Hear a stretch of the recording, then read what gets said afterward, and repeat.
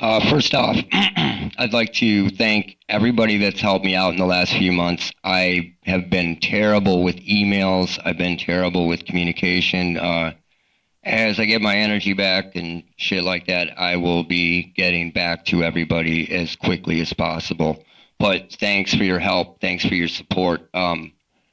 Everything that I do and come across, I'll be posting online. I've stated that before.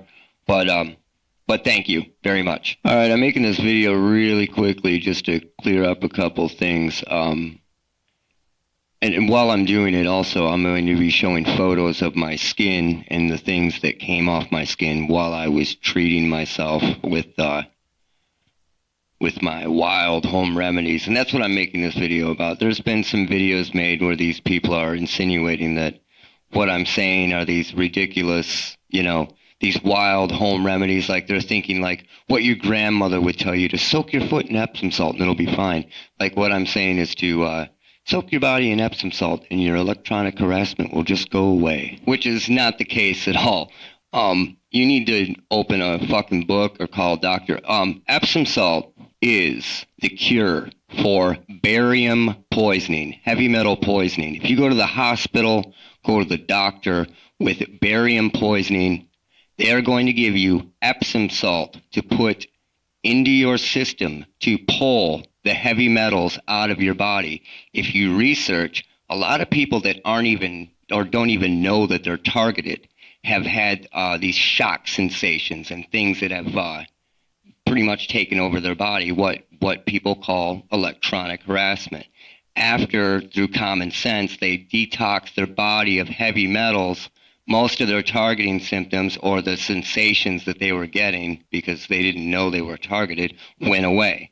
So fucking look it up before you talk shit about it. It's the cure for barium poisoning or heavy metal poisoning. It's a detox. Okay, secondly, there's two important things in this system. Okay, one is the Epsom salt. Two is the potassium iodide. I didn't say potassium and iodine. I said fucking potassium iodide, SSKI, is the cure for what? Sporotrichosis. It's a hardcore fungal infection that if you let it go can infect your lymph nodes, your lymph system, and even go to your brain and kill you. Part of this is a GMO-style sporotrichosis. It's different because you don't get the nodule, the infection point that most people get when they get typical sporotrichosis. This is the cure for it. It's been used for over 100 years. Look it up. Those are the two main things. The rest of the stuff that I mentioned and that whole treatment thing help this along, help these things go along. Those are the two main things that help you get rid of your symptoms. And people are fucking shitting on it without even trying it. Look, dude, or dudes, or dudettes. After I did this, my symptoms are gone. So what the fuck are you going to say? What did they do? So I started doing this, so they just decided to quit hitting me with shit, right when I decided to start doing this? Or did my targeting just coincidentally end when I started doing this? The bottom line is, once the shit peeled off me, every area where I had sensations, my shins, up my legs where you would get shock sensations, your arms, your chest, your face, all those places will peel. Your whole body will peel. But the places, every single place where you got sensations will peel off, and then the symptoms subside. So, you got these shit talkers. I could easily say, hey, fucking Organite and fucking meditation is for fucking morons and it isn't going to do shit. Because, there's two things. There's medical and then there's metaphysical. So, I could shit all over the New Age stuff, and I don't. If that's cool with you, I'd try it. If I had Organite, I'd throw it all over my house. So, there's people that haven't even tried this shit that are saying that I'm a fucking mole and a shill. And one of these fucking people I actually put up a video for to defend this person when they were in jail. I tore that the fuck down. So fuck you, dude. I don't give a fuck. Anyway, the rest of you, don't listen to this shit. Try it. See what happens. It's cheap. Between 40 and 50 bucks to get started. You're going to spend less than $20, $30 on potassium iodide, SSKI, not potassium and iodine or whatever. potassium iodide, SSKI, and then you're going to spend some more money on epsom salt. You can get a 6-pound bag for like $6. You can drink it and you can bathe in it. And it's the cure for fucking barium poison, heavy metal poisoning. The SSKI, again, is the cure for a fungal infection. The rest of the shit just helps it along. But don't listen to these people poo-pooing it before they even try it. They're just shitting on something just to shit on it. Now that sounds like a fucking operator, right? Right? So anyway, have a nice day, guys. See ya. Hey, and if you are doing the treatment right now and it's benefiting you, because I know a lot of you it is. So post and comment in this video and basically attest to it that it's actually working for you, because I know it is. It's working for a lot of people. So, before people start getting discouraged, you got to step up to the plate and let them know that it's actually working so more people do it, Later. Okay, I've got something really big. I posted it on my blog, but what I'm going to do is I'm going to read it to you. I'll read the blog to you, and I'll put a link to the blog underneath as well. It's not going to sound very natural. It's going to sound like I'm reading from something, and that's because I am.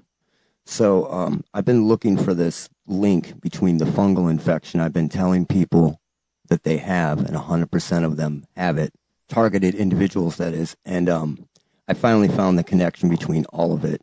So I'm going to lay it out right here by reading my blog. The references are below, and I implore you to do your own research as well. So this connects the fungal infection with the heavy metals and everything else in your body. Here we go. It says, for a very long time, I've been telling targeted individuals that they are suffering from a fungal infection of the body, and that this infection is a sensitizer that's making them different from the person standing next to them. I've stated that this is the reason they're feeling shocks, vibrations, pains, pricks, twitches, auditory sounds, etc. I've also stated that metals in the body that create a battery out of the human body were in their bodies and at work as well. I knew this. I knew this from making myself the white rabbit and experimenting with myself for too long. It wasn't until now that I could make the connection between the fungus, the metals, and the sensations that targeted individuals feel and experience. This is the missing link that I've been looking for since I've started researching this. This is the missing information that will shut up and shut down any naysayers and people that still believe people are following them around with pocket weapons, laptop weapons, or that they target them with an implant, with chips. Again, I never claimed that this never happened in the past. I'm only claiming that this is completely unnecessary now. After all, the goal of all these kinds of operations is to leave as little evidence as possible, and this is the pinnacle. Some years ago, I was messing with a battery-powered light. It ran off a typical alkaline battery, and I was having an issue with it staying on. So I was opening it up, and I was bending the contact springs, messing with it, putting it back together, and repeating. On my last attempt, something bad happened. I was lying on my back and felt some liquid on my lower stomach.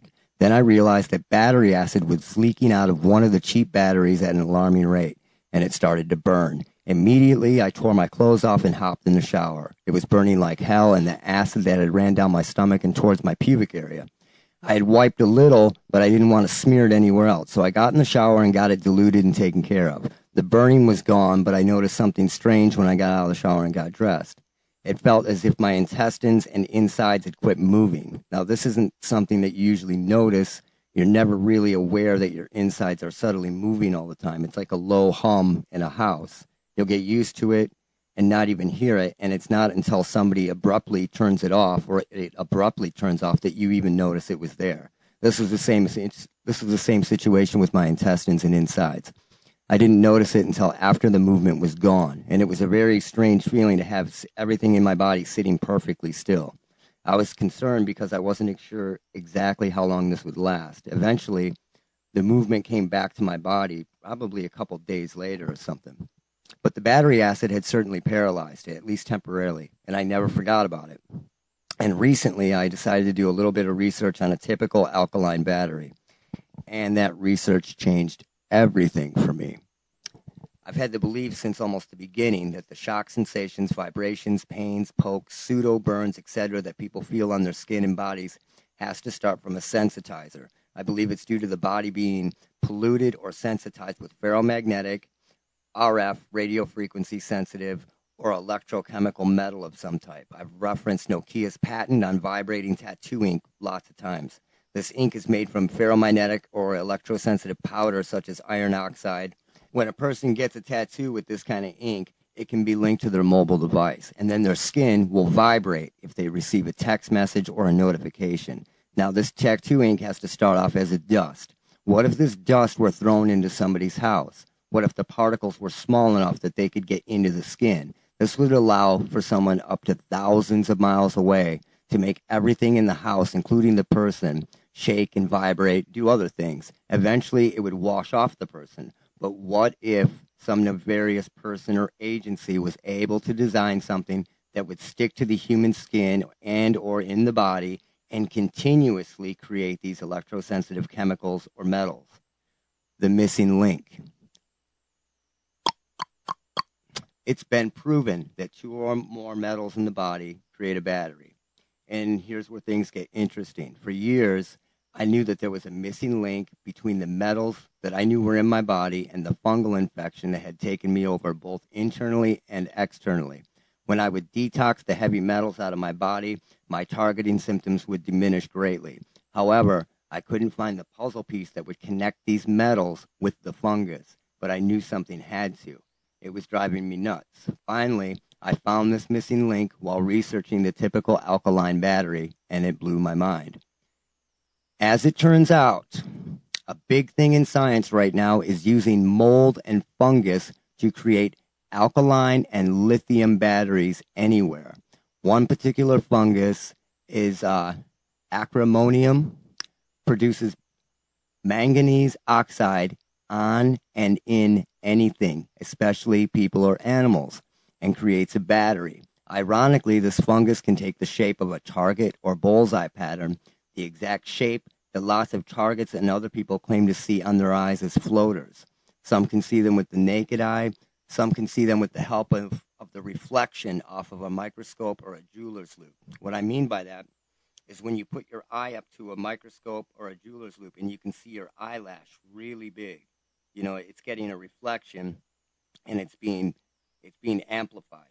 If you can get that, you look around, you can start to see these targets floating around on your eyes with the help of that. All right. Infection from this fungus alone can cause arthritis, a myriad of different things, pneumonia, and subcutaneous infections. You have to read it. Go to my blog and read it.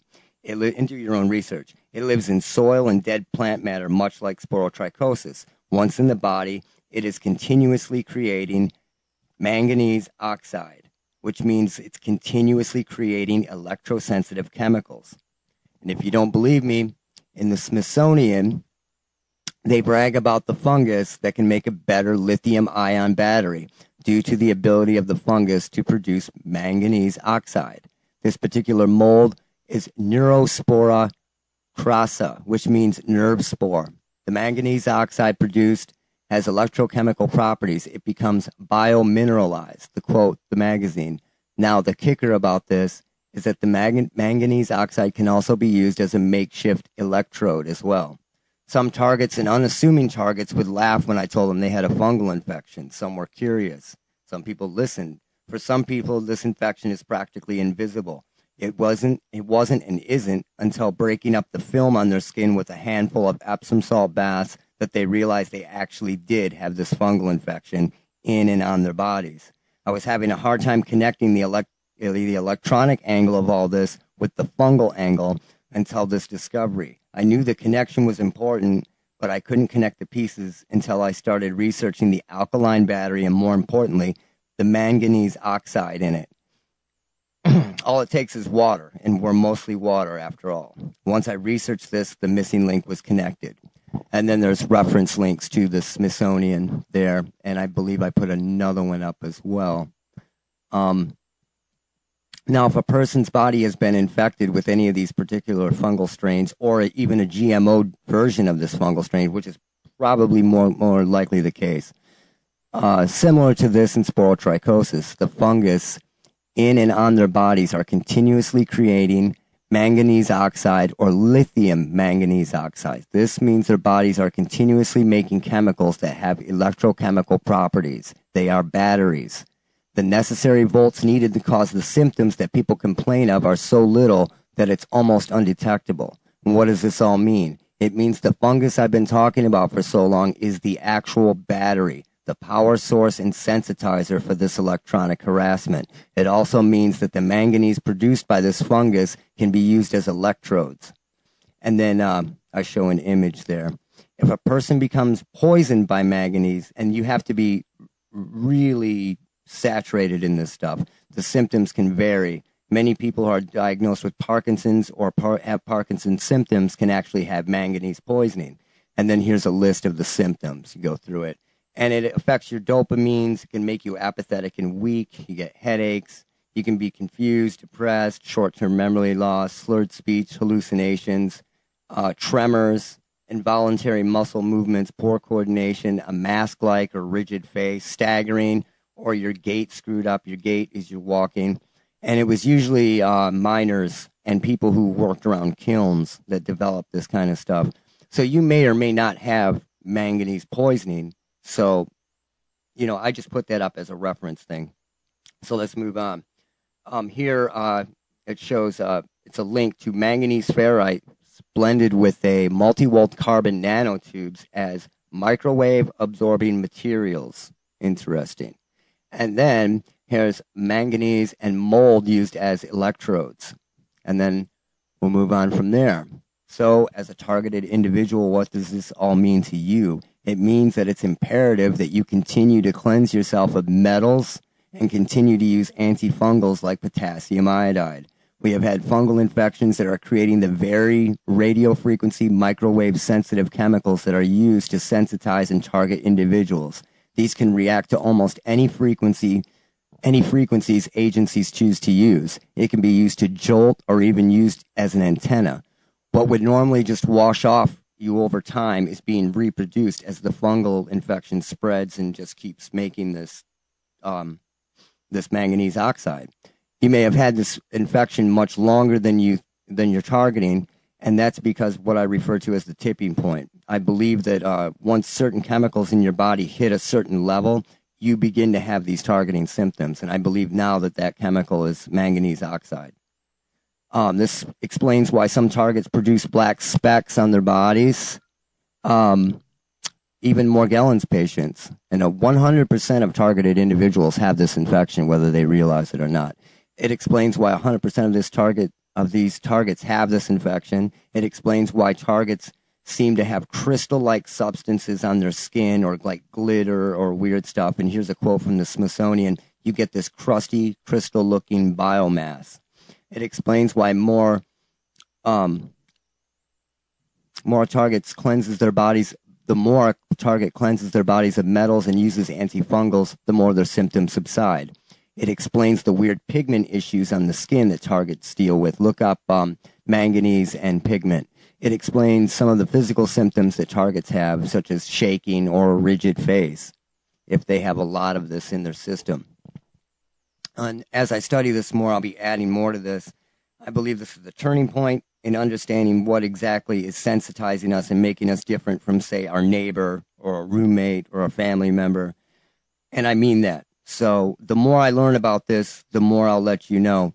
And then underneath, I have a photo, which I'll put in the video, and it's an artist's rendering, or a rendering. It may not even be an artist's rendering, but it's a rendering of electricity moving through a mold that has been creating manganese oxide. So there you go. Check out my blog. I'll put the link below. And do research on your own. And the more that I learn, the more I will put up. But I finally made the connection between the mold and the electricity and the sensations and everything else. And I believe this. So I'll keep you updated. Thanks a lot, guys. And thanks to everybody who has donated to help me out. I was down for a while, but I have been doing so much research. It's intense. And I'm still sleeping a lot, but I'm when I do stuff, I'm getting a lot done. Thanks a lot.